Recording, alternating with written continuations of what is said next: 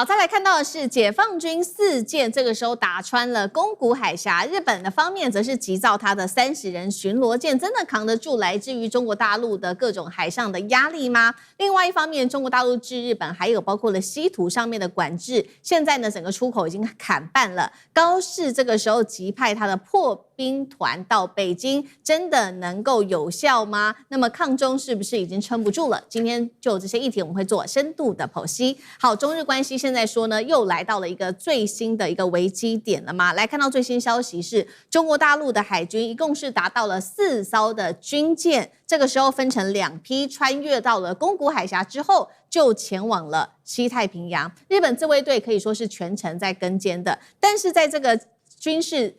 不断升高的这个压力之下，我们看到日本的跨党派议员搭上了飞机，前往北京去，急着和中日之间去建立一个比较稍微缓和一些的关系。我们先来看到军事上面刚刚特别提到的消息，4艘船舰的部分哦，这是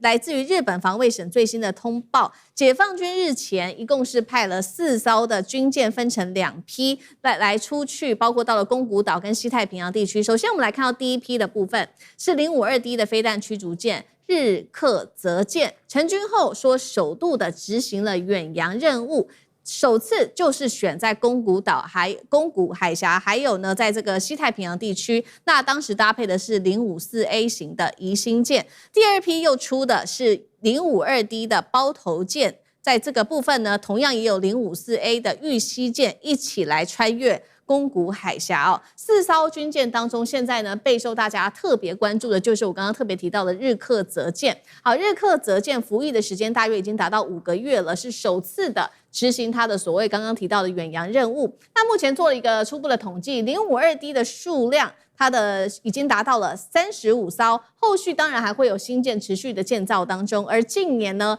可以看到的是政治意味浓厚，因为它不断的穿越宫古海峡，一直不断的增加它的数量哦。这个等一下我们来做解读，在政治上面的讯号。那日本方面，我们要来看到它派出它的船舰，这个是鹰级的近海巡逻舰。从2027年开始呢，它就正式的接手跟监中国军舰的任务。那么原本在做这些的神盾舰跟驱逐舰，它就可以再回复到以前执行防空跟反潜的任务。所以今天节目一开始先请教张将军怎么看中国大陆的军舰？刚刚我们提到的，包括了穿越宫古海峡之后突破到整个第一岛链，现在已经变成一种例行性的演习了吗？本来是用小型的这种日本方面哦，这个鹰级的巡逻舰，我们刚刚看到的这一艘，那么现来监视，也凸显说中日现在在海军的军力的差别已经越来越大了吗？张将军怎么看？我认为这个中国大陆随着它的海军这个战力、还有兵力、还有舰数增加之后，它会说常态性的跨岛链远海训练。那因为现在我们知道北边的话装宫古海峡，宫古海峡比较宽，那宫古海峡穿越宫古海峡，那很简单，单纯的就是对着日本。然后你往南边的话，对的是巴士海峡，巴士海峡没有日本，日本到最边拉到最南边就是与那国岛，你穿越巴士海峡就是台湾跟菲律宾、吕宋岛。那对日本会形成压迫吗？不会，那反而就在放在宫古。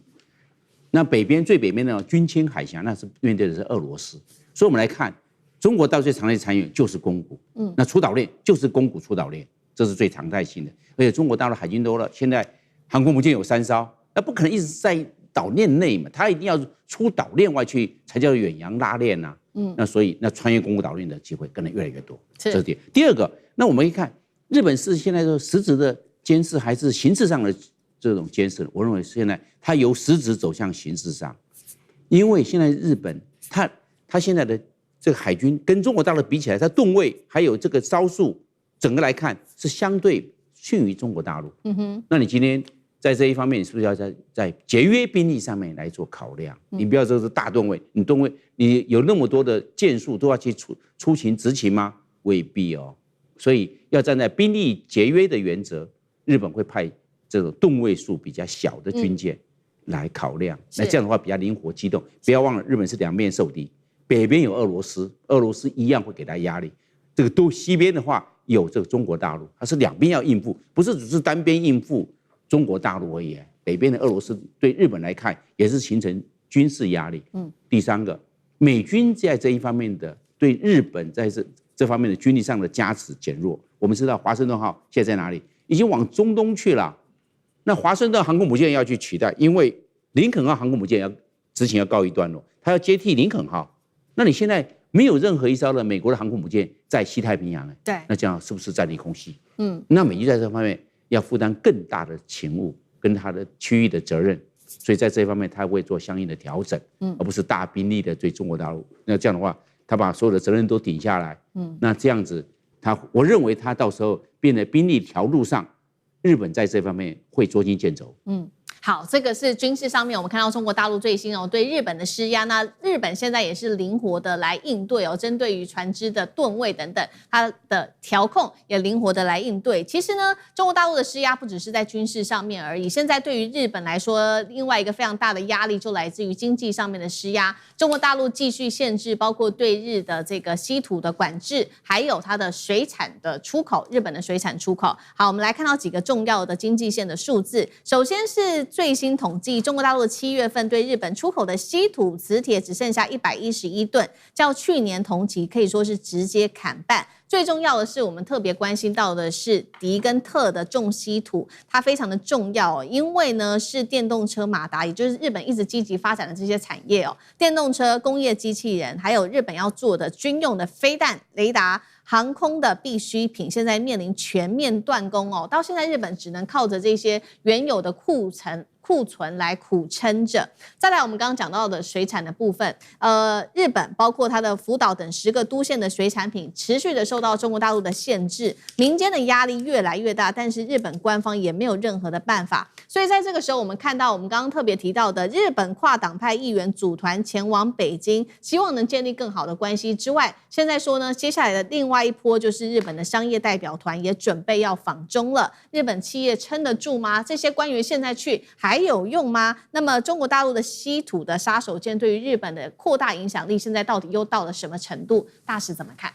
对，中国大陆对日本的稀土的禁运现在对日本企业正这个造成巨大的这个供应和成本的压力，供应短缺，成本提高。所以虽然目前的这个整体的状况还不到这个全面溃败、全面崩溃的这一个地步可是也只能说日本的整体的企业大概尤其是制造业现在正在咬牙苦撑，而且呢努力找寻出路所以呢这个是一个非常这个危急的一个时刻。所以你就看日本的这个工商业界的代表团体络绎于途，想要去中国大陆访问，可是都不得其门而入，甚至他们有一个关西地区的一个很庞大的这个工商团体代表团，本来说10月要去，希望去中国大陆访问，中国大陆就告诉他说10月不要来，10月我们忙得不得了，我们11月要办 APEC 峰会，你要来的话，等我们办完 APEC 峰会你们再来。所以基本上对日本这方面是就是说冷处理，那这样造成日本更多的怎么讲压力。不过整个来讲，你刚才提到了，就是说事实上的话，有一些关键的稀土事实上那个日本从中国大陆进口量都是暴跌到差不多只有同比的这个20%左右，那个80%的量都不见了。那部分稀土的这个从今年年初到年中甚至它的出口降为0，那所以那个还有就是说稀土磁铁也几乎腰斩，所以这些都是很关键的这一些稀土日本现在都缺货，当然了，整体来讲的话，也不是完全断供，也不是所有的这个稀土所谓的重稀土部分都完全断供，还是有一部分能够进入到日本，只要他申请的时候能够证明他的这个最终的用者他不是从事军工产业，不是从事军火产业这些，然后你最终的用途不是有哪些目前被中国大陆列为实体清单的那20家企业，那20家现在别想拿到，所以现在有一项调查，日本最近对400家企业做调查，现在他们整个的平均生产成本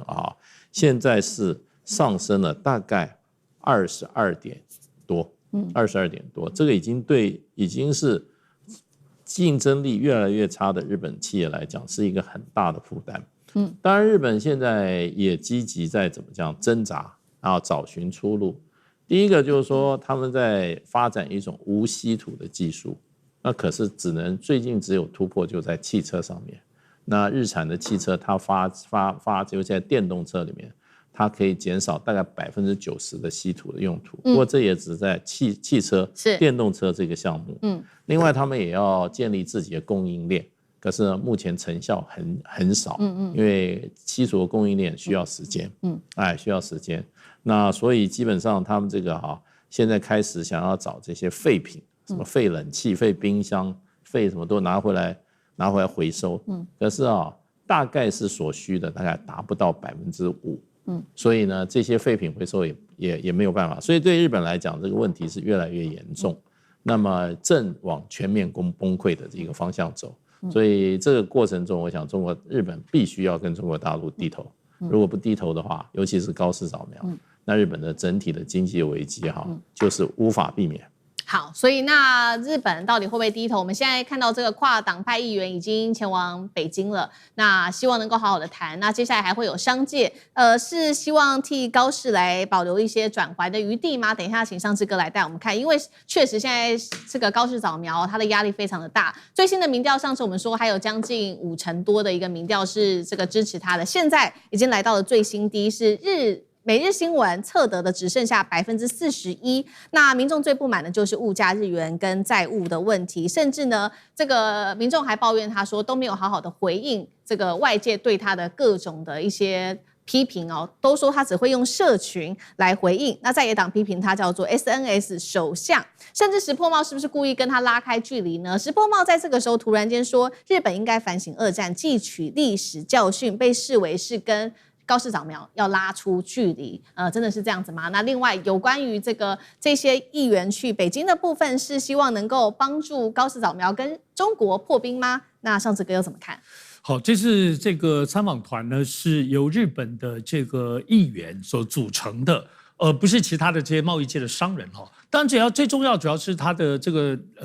代表就带去的这个头叫做桥本月，他是桥本龙太郎的儿子。那我们知道，其实对于中日关系都知道，桥本龙太郎虽然在2006年就过世了，可是在此之前，他就担任过日本首相当中非常少数又有高层的权力，而且二方面他是非常务实的去面对2次大战当中日本的这些过错，他甚至参加过中国大陆的918的这个纪念活动所以其实对于，而且他后来卸任之后，他是全身心的部分呢，即使中日有任何的冲突，他全世界在推动日华的这种包括民间的各种交流，包括剑道什么，还有做生意。所以桥本龙太郎被中国大陆视为是真正的日本友人所以这次他的儿子桥本月带团去，果然还是给面子。那这次见到的部分是中联部的部分的部长刘海兴。好。听到这种人为什么不是外交部？所以他这个是一个政党的概念，也就是这次他是作为一个虽然不是自民党的代表，